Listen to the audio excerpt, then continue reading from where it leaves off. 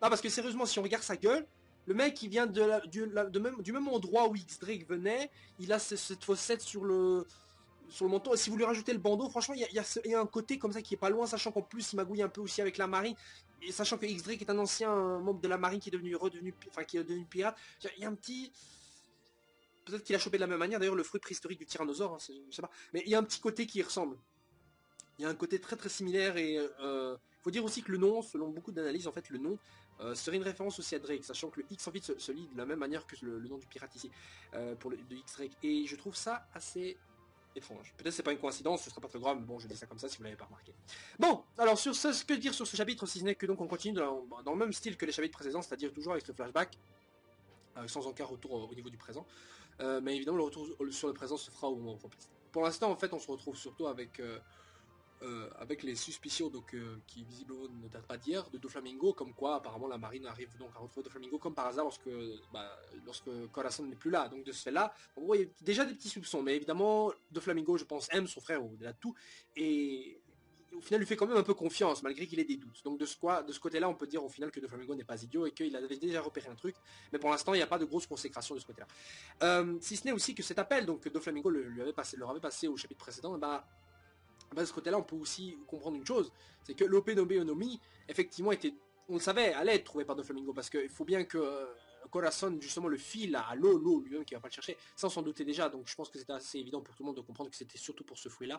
Donc ils l'ont pas à leur possession, ce qui fait qu'en gros ils doivent aller le voler, et de ce fait-là, on comprend également qu'il y avait une autre magouille avec la marine, qui voulait choper, enfin, qui avait le fruit, qui le vendait, enfin une transaction, en gros, où Doflamingo voulait s'emparer du fruit. Le truc c'est que Corazon a compris que tôt ou tard, vite fait, il va comprendre que Doflamingo, que Doflamingo va comprendre que son frère l'a roulé, parce que lui-même veut que Corazon mange le fruit, donc il n'est pas au courant de son pouvoir, le pouvoir, parce que j'en ai pas parlé, mais bon, c'était pas si important que ça, mais le pouvoir qui permet donc d'annuler tous les sons, enfin, de rendre silencieux ce qu'il veut dans une certaine zone, j'imagine.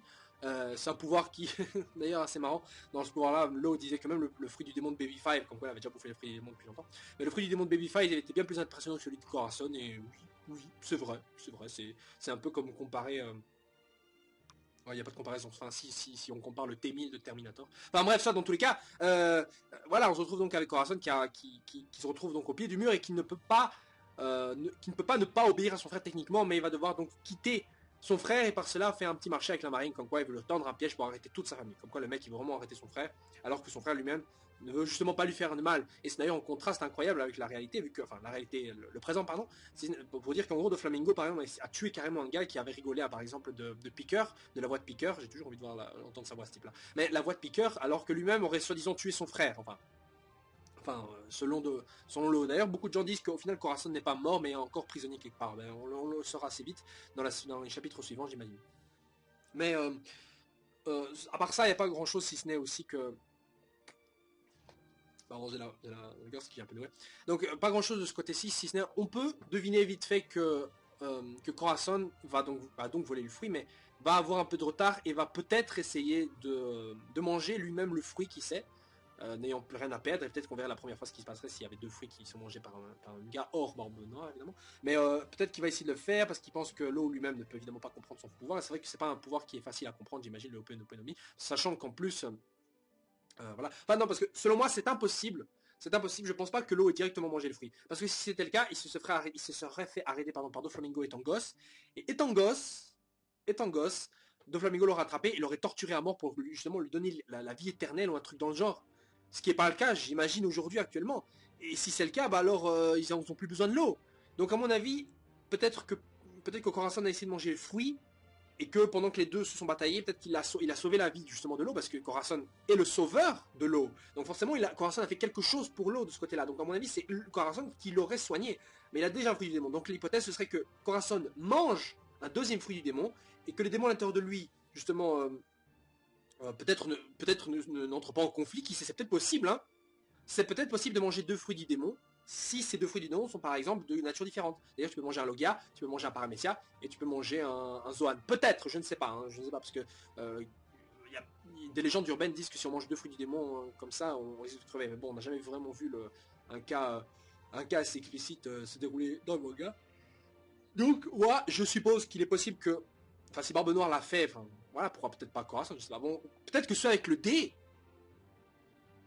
Non, ça n'a rien à voir, Corazon n'est pas indé, excusez-moi. Mais peut-être que parce qu'il a une affiliation avec les Tenryubito qui sait. Mais dans tous les cas, voilà, si on mange 2 fruits du démon, voilà, il va peut-être le soigner. Et après, qu'est-ce qui se passe? Bah, Corazon se fait capturer, il meurt, le fruit renaît autre part, l'eau le retrouve, qui sait, voilà, le mange et obtient le pouvoir. Voilà. Et devient médecin, évidemment. D'ailleurs, il y avait un truc qui était assez intéressant, c'est que le gars que je prends, que je considère comme étant X-Drake, à un moment parlait d'un médecin, je crois, hein, je suis pas sûr si vous n'avez pas compris comme moi, ou alors si j'ai tort, n'hésitez pas à le dire en commentaire, mais si j'ai bien compris, il y a aussi question carrément d'un autre médecin, comme quoi, qui serait un des meilleurs médecins du monde, mais je sais pas, il y a eu une sorte de... Enfin, il y a un truc bizarre qui il fait mention du fait que quelqu'un qui mange l'opénomie serait techniquement le médecin le plus demandé au monde, ce qui est logique. Et apparemment, il y en aurait un autre comme ça, mais je sais pas de qui il parle exactement, je pense pas qu'il parle d'Iluke, évidemment, ni de Doctorine ou quoi, mais enfin, bref, coréen. Enfin, bref, dans tous les cas, voilà. Sur ce chapitre-ci, donc, on s'arrête pour la semaine sur One Piece, on se retrouve la semaine prochaine pour un nouveau chapitre de One Piece. Comme d'habitude, je suis là, vous savez, je ne me lasse pas de lire One Piece, surtout quand c'est des flashbacks. Je trouve ça, franchement, les moments les plus élaborés dans One Piece, c'est les flashbacks. L'histoire principale, elle est trop fragmentaire, enfin, elle est trop bordélique, je trouve. Et c'est comme ça que One Piece devrait être, une histoire claire. On suit que ça, on suit pas, on va à gauche, on va à droite, il y a 3000 liens, l'autre qui est mort, qui est vie, qui est là, l'autre qui revient, l'autre qui s'en va, l'autre qui revient, l'autre qui avait rien à faire là, mais qui est là. Il y a des trucs comme ça, il faut pas tout mélanger, ce qui fait que l'arc était un peu bordélique, et on savait pas trop où aller, on voulait être même partout à la fois et nulle part en même temps. Donc je veux dire, c'est assez compliqué de suivre comme ça, et j'aimerais que Oda revienne dans ses bases. Il y a une histoire claire, nette, suivie là. On est là, on suit l'équipage, on va où à l'équipage. On se sépare pas l'équipage en 3000 morceaux, ou alors limite en équipe de 2, que sais-je, mais pas comme ça, quoi. Je veux dire, il y a trop de protagonistes, il y a trop d'histoires qui s'entremêlent ici, ça c'est chiant. Voilà, sur ce les gens, on se retrouve vraiment la semaine prochaine. Allez, ciao ciao.